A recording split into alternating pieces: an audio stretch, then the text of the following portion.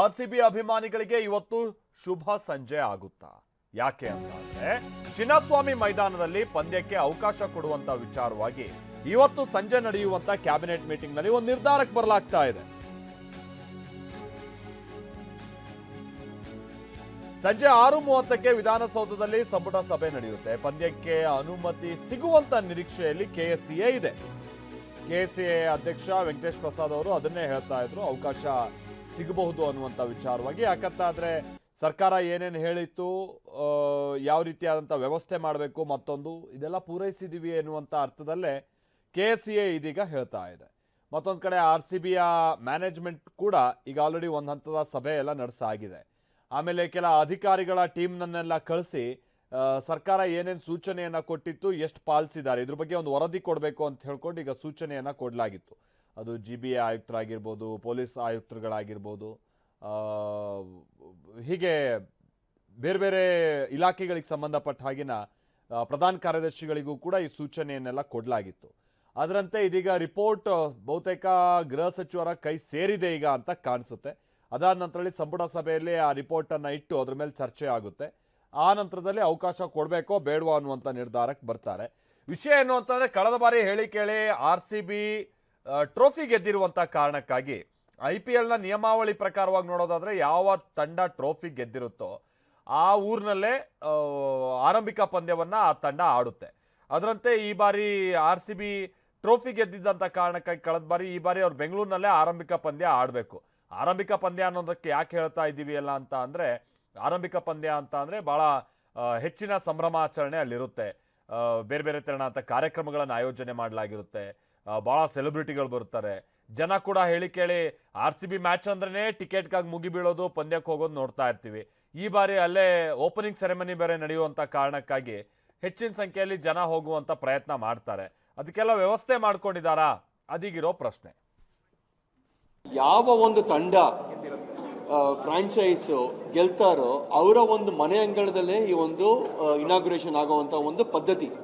So ಹಾಗಾಗಿ ನಮ್ಮ Bengaluru franchise ಗೆದ್ದಿರೋ ಕಾರಣದಿಂದ ಹೋದ ವರ್ಷ, ಸೊ ಈವಾಗಲೂ ಕೂಡ ಈ ಒಂದು ವರ್ಷ ಇನಾಗ್ರೇಷನ್ ಇಲ್ಲೇ ಆಗಬೇಕು, ನಮ್ಮ ಚಿನ್ನಸ್ವಾಮಿ ಸ್ಟೇಡಿಯಂ, ಐಕಾನಿಕ್ ಸ್ಟೇಡಿಯಂನಲ್ಲಿ ಆಗಬೇಕು ಅನ್ನೋ ಒಂದು ಇಚ್ಛೆ ನಮಗೆಲ್ಲರಿಗೂ.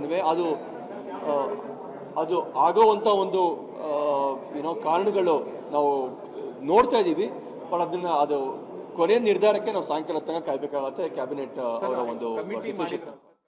ಇದು ವೆಂಕಟೇಶ್ ಪ್ರಸಾದ್ ಅವರು ಹೇಳ್ತಾ ಇರುವಂತಹ ಮಾತು. ನಾವು ಪ್ರತಿನಿಧಿ ಸುನಿಲ್ ಕೂಡ ನಮ್ಮ ಜೊತೆಗೆ ಇದಕ್ಕೆ ಸಂಬಂಧಪಟ್ಟಾಗೆ ಡೀಟೇಲ್ಸ್ ಕೊಡುವಂತ ನಿಟ್ಟಿನಲ್ಲಿ ನಮ್ಮ ಜೊತೆಗೆ ಜಾಯಿನ್ ಆಗ್ತಾ ಇದ್ದಾರೆ. ಸುನಿಲ್, ವೆಂಕಟೇಶ್ ಪ್ರಸಾದ್ ಅವರ ಮಾತುಗಳನ್ನು ಕೇಳಿದಂತ ಸಂದರ್ಭದಲ್ಲಿ ಅವ್ರು ಸ್ವಲ್ಪ ಕಾನ್ಫಿಡೆಂಟ್ ಆಗಿ ಇದ್ದಂಥ ರೀತಿಯಾಗಿ ಕಂಡು ಬರ್ತಾ ಇದೆ. ಬಹುಶಃ ಅವ್ರ ಗೃಹ ಸಚಿವರ ಜೊತೆಗೆಲ್ಲ ಮಾತುಕತೆ ಮಾಡದಂಥ ಸಂದರ್ಭದಲ್ಲಿ ಸ್ವಲ್ಪ ಆಶಾದಾಯಕವಾದಂಥ ಸಂಗತಿಗಳು ಅವ್ರ ಕಿವಿಗೆ ಬಿದ್ದಿರ್ಬೋದು ಅಂತ ಕಾಣಿಸುತ್ತೆ. ಬಟ್ ಸರ್ಕಾರ ಇದನ್ನು ಹೇಗೆ ನೋಡ್ತಾ ಇದೆ? ಈ ಕ್ಷಣದಲ್ಲೂ ಕೂಡ ಪಂದ್ಯ ಆಯೋಜನೆ ಮಾಡೋದಕ್ಕೆ ಏನಾದ್ರು ಸವಾಲಿದೆಯಾ ಸರ್ಕಾರದ ಮುಂದೆ? ಏನ್ ಕತೆ? ಮಲ್ತೇಶ್, ಪ್ರಮುಖವಾಗಿ IPL ಪಂದ್ಯಗಳನ್ನು ಬೆಂಗಳೂರು ಚಿನ್ನಸ್ವಾಮಿ ಕ್ರೀಡಾಂಗಣದಲ್ಲಿ ಆಡಿಸುವ ವಿಚಾರವಾಗಿ ಸರ್ಕಾರ ಮತ್ತು KCS ಬಗ್ಗೆ ಒಂದಷ್ಟು ಹಗ್ಗ-ಜಗ್ಗಾಟ ಕೂಡ ನಡೀತಾ ಇತ್ತು. ಅದಕ್ಕೆ ಪೂರಕವಾದಂತೆ ಇವತ್ತು ಗೃಹ ಸಚಿವ ಪರಮೇಶ್ವರ್ ಅವರ ನೇತೃತ್ವದಲ್ಲಿ ಒಂದು ಮಹತ್ವದ ಸಭೆ ಕೂಡ ಆಯಿತು.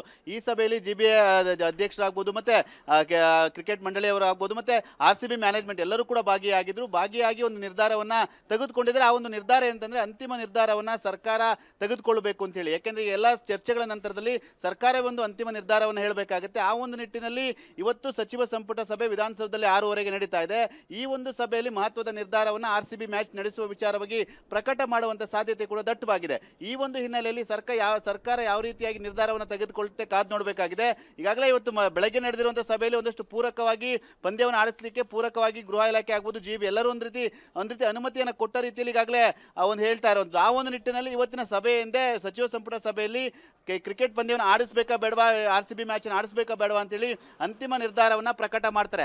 ಆ ಒಂದು ಹಿನ್ನೆಲೆಯಲ್ಲಿ ಇವತ್ತಿನ ಚಿತ್ತ ಎಂದೇ ಎಲ್ಲರ ಚಿತ್ತ ಸಚಿವ ಸಂಪುಟ ಸಭೆ ಅಂತ ಹೇಳ್ಬೋದು. ಯಾಕೆಂದ್ರೆ ಪ್ರಮುಖವಾಗಿ RCB ಅಭಿಮಾನಿಗಳಿಗೆ ಇವತ್ತಿನ ಶುಭ ಸಂಜೆ ಆಗುತ್ತೆ. ಇವತ್ತಿನ ದಿನ ಕಾದು ನೋಡಬೇಕಾಗಿದೆ. ಇವತ್ತಿನ ಸಚಿವ ಸಂಪುಟ ಸಭೆಯಲ್ಲಿ ಅಂತಿಮವಾದ ನಿರ್ಧಾರವನ್ನು ಸರ್ಕಾರ ಪ್ರಕಟ ಮಾಡುತ್ತೆ. ಈ ಒಂದು ನಿಟ್ಟಿನಲ್ಲಿ ಒಂದ್ ಕಡೆ RCB ಅಭಿಮಾನಿಗಳು ಒಂದ್ ಕಡೆ ಕಾಯ್ತಾ ಇದ್ರೆ, ಇನ್ನೊಂದ್ ಕಡೆ KCA ಅವರು ಕೂಡ ಕಾಯ್ತಾ ಇದ್ರೆ ಏನೇನು ನಿರ್ಧಾರ ಪ್ರಕಟ ಮಾಡುತ್ತೆ ಅಂತೇಳಿ. ಈಗಾಗಲೇ ಅವರು ಕ್ರಿಕೆಟ್ ಮಂಡಳಿ ಕೂಡ ಒಂದು ಆಶಾದಾಯಕವಾಗಿದ್ದಾರೆ.